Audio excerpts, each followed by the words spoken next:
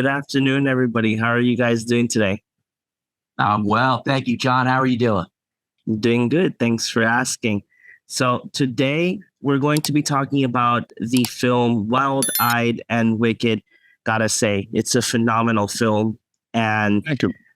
I, I see that when you reach to the end of the film, besides the folklore and what the story brings, I think there's a bigger message behind the whole story. So I wanted to start off the bat with a question with Gordon. What inspired you to bring this film to the big screen?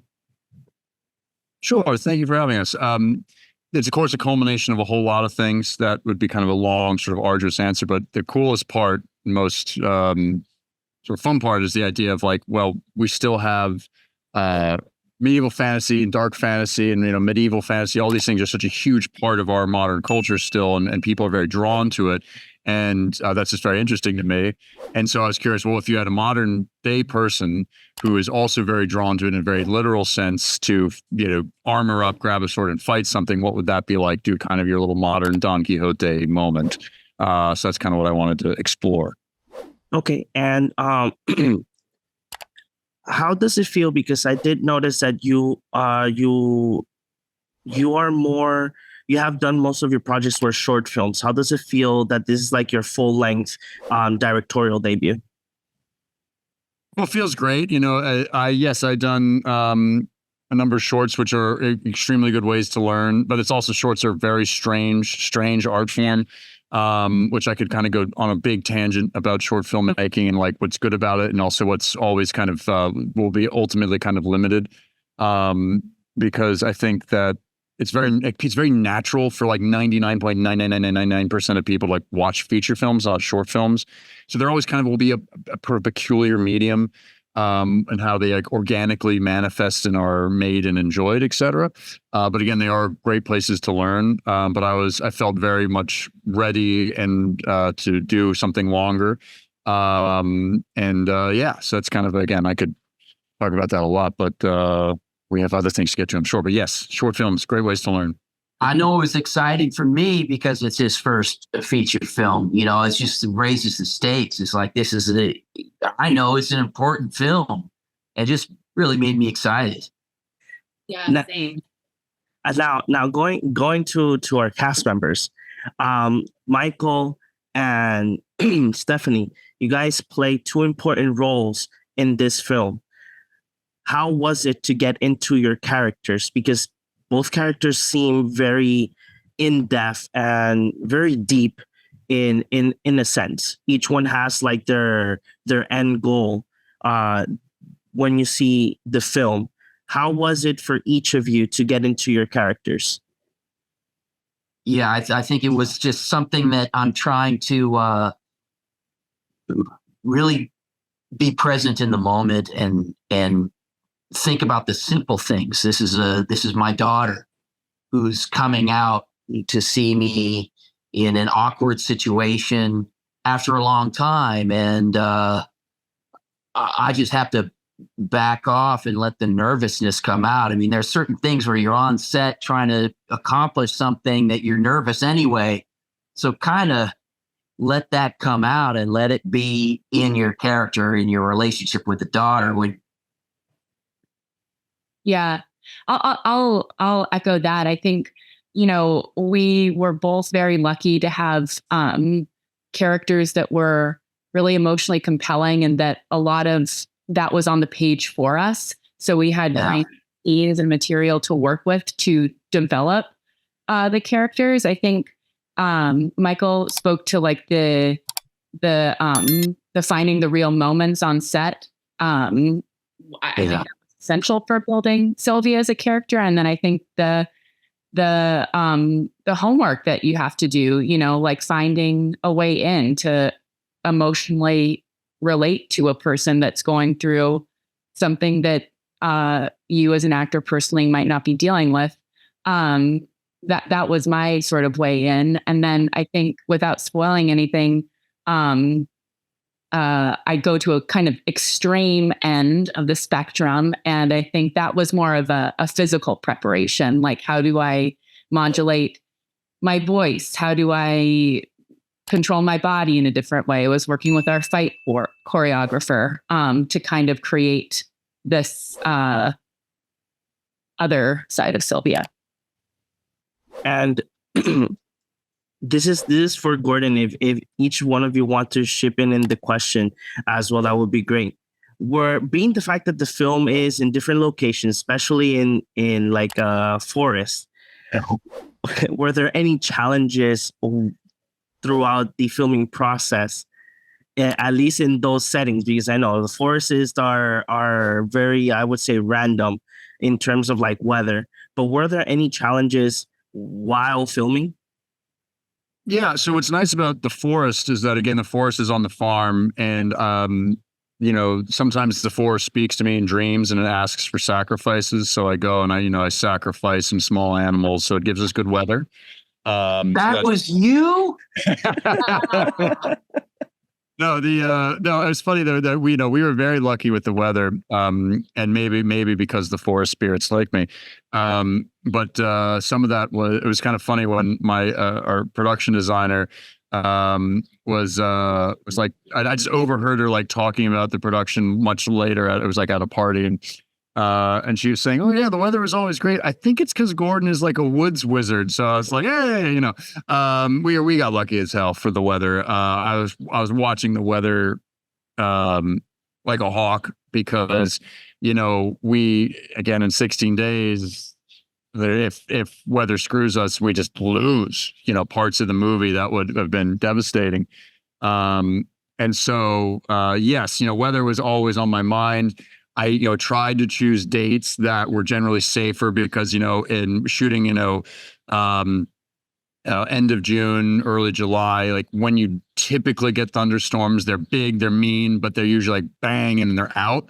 It's not like the kind of things that you can get in spring and fall and winter, where sometimes like storms kind of hang out and they just rain all day. It can happen in summer, obviously, but it's just a little more like they're big, they're mean, they're gone. So I was counted on that.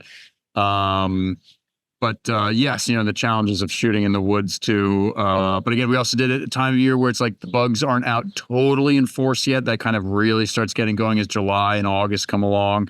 And there's some fun stories about that. But yeah, that and sacrificing small animals. That's the best way to guarantee a good harvest and good weather. And for Stephanie and Michael, were there any challenges to bring your characters to life? Because I know that Stephanie's character Sylvia goes from being a mother to trying to challenge herself to fight something that her daughter does not see. It does not see until, not going in details, but until basically the end. And then we have Michael's character, Gregory, that is a father that wasn't there, but throughout the time wants to be back because he feels the need to be there for his child. Were there any challenges for any of you to bring your characters to fruition? Well, you're going, Stephanie. I see you. Sorry. Oh, no. I'll go back to what I said earlier. Like, I think Gordon did such a wonderful job of creating these characters on the page. It was challenging, but in a way that was easy to attack as an actor. Like the beats are there, like the backstory, I did a bit of fleshing it out on my own as my homework, but it's all there on the page. Like, these are rich, compelling characters. So as an actor, there's so much for you to work with, that getting into the mindset was, it was a challenge, but it was all the tools were already there for us, in my opinion. I don't know, Michael, if you had a different experience. Yeah, I thought the tools were there. The challenge for me is Often the same one, which is just getting over myself. Like to try to not be worried about, I guess, outcomes and appearances and what I look like, which might sound funny because it's my job as an actor. But what really works is when you don't, is when you just let it come. And Stephanie says something to me and I actually hear it and actually react in a way that I'm actually reacting to it. And that was true with the character as well. So what I'm talking about is my role as the father had to believe his daughter, but she's telling me some things that I'm not sure I would believe. And so how am I gonna, meaning there are demons running around in the forest? Really? That's what's going on? Oh, okay. But making a decision to kind of overcome my preconceptions that can't possibly be true. But well, maybe I should listen more hard to what she's saying. Maybe there's a truth there. And I think also the crew and Gordon really, created an environment where we felt comfortable going to some dark places. It's like Michael is saying, part of our job is to be so intensely vulnerable in front of a camera and then also in front of a whole crew of people. And that can be difficult when the atmosphere is charged in a way that isn't conducive to being to being in the moment. And I have to commend this entire team for like giving us the safety to go there. I'm going to jump on that and say a big part of that I felt was like what Gordon in particular is sort of not saying. Like, because he's not pushing me hard in a direction, it left it open. And it left me confident to be able to experience what came up, which is the realest thing you're going to have. So true. Yeah. Okay. And before I go with the question that I have in my head, I had one for Gordon. Is the folklore that you present on the film, is it a folklore that exists, that people can look into it more in detail, or is it a mixture of different lores into one? Sure, great question. Yeah, it's inspired by some real stuff, but ultimately I wanted to create something unique and something also fit the needs of my story, my characters. Absolutely. But yes, there you do still see when Michael's character Gregory is reading this, book of demonography. He's actually, you see a section of the Nuremberg Chronicle, which is a medieval text that they were trying to kind of like cover as much as they possibly could about the world. And there's this great section about like strange beasts, and it's you get all this fun thing from the Middle Ages, like the dog people with dog heads and the people that were just like a giant foot and things like that. It's fun. Yeah. So what about Gordon? What about the hag? Sort of. Yeah. I mean, that's I guess. This is a medieval character that came up that Gordon turned me on to.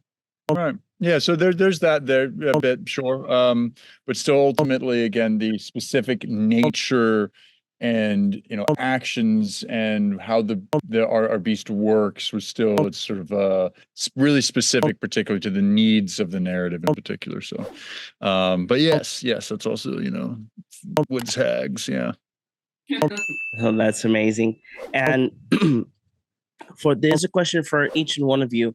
Is there like a fond memory while on set that you guys take to heart as soon as you finished, and it's a memory that you guys like put on repeat anytime that you remind yourselves about those times filming while filming? Well, for me, it's a feeling of relief, because the memory that I have was one of the most troublesome and negative memories. I tested positive for COVID on the first day there, and it's like, oh my God, this whole it's going to collapse. I won't be able to do this movie. What is Gordon going to? Who's he going to replace me with? Will he be able to? I'll tell you, it's a good story. But then I didn't believe it because I felt great. I didn't. Anyway. But of course, I was really nervous. And sure enough, we went into the actual, what was it, a doctor's office to get the more hardcore test or whatever it was. And sure enough, I came back positive. And it was just like, oh, what a relief it was. Yeah, that was actually my scariest day because Michael just arrived, and I had a feeling that it was a false positive because the Michael was arriving, and we were over, by the barns, and everyone's like, "Oh, Michael!" And meeting him, he took his test, he put it on the table, and I think it was like he had to check it within 15 minutes or something. And because everyone's saying hi to Michael, it kind of was sitting there, and I was the one that walked over, wanted to check on it, and I looked down and I saw that it said it was positive, and I went, first of all, terrifying. Second of all, I'm like, well, how long has this been sitting? Now, obviously, by the protocol, we then had to send him to see if it was a false positive, which it ended up being. But in that was the worst moment of the whole production was that year. Because again, it was right at the beginning. So yeah, if he had ended up being truly positive, we would have just been so screwed and had to have found somebody else because it was right at the beginning and we would have had no time. So, it would have, oh God, terrifying memory. What? Got that one, Michael. But yeah, the good part of it is he wasn't. So yay. Yeah. My favorite moment was, I think, maybe a couple days before we started shooting, people had just started, the crew had just started arriving on location. I think Molly was there. Michael, you weren't there yet, but we were on this beautiful farm in Pennsylvania, and I stepped outside, and it was twilight, and these little fireflies started popping up in the field, and it was absolutely beautiful. It was just magical. And behind me was this gorgeous historical farmhouse, and the lights were on, and I could see all these people laughing with each other inside, and I was it was just a warm feeling that I got, and I just knew that it was going to be a positive and beautiful experience. And I think about that night sometimes. I'm it's also that beautiful feeling at the beginning of something. You're embarking on a journey, and you're I'm with good people, and I'm in a good spot. How lovely. I don't remember his name, but we were driving around in sort of a golf cart following who's the redheaded lighting dude?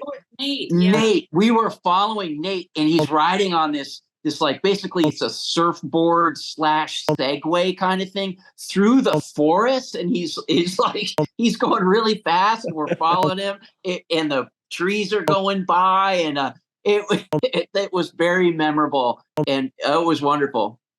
That's amazing. Yeah. What's that? That was a one-wheeler, yeah. Yeah. And this would be my final question for all of you today. If you could describe Wild-Eyed and Wicked with one word, what would it be?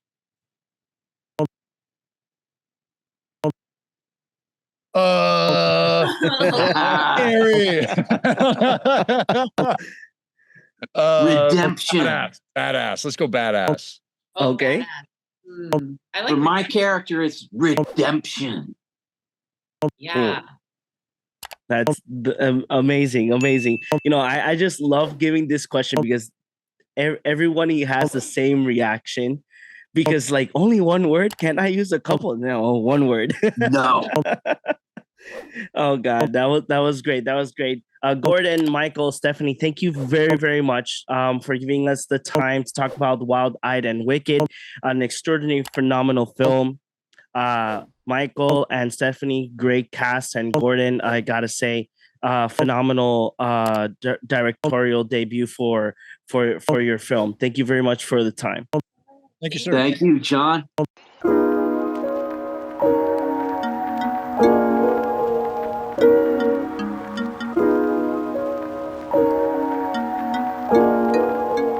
Bye.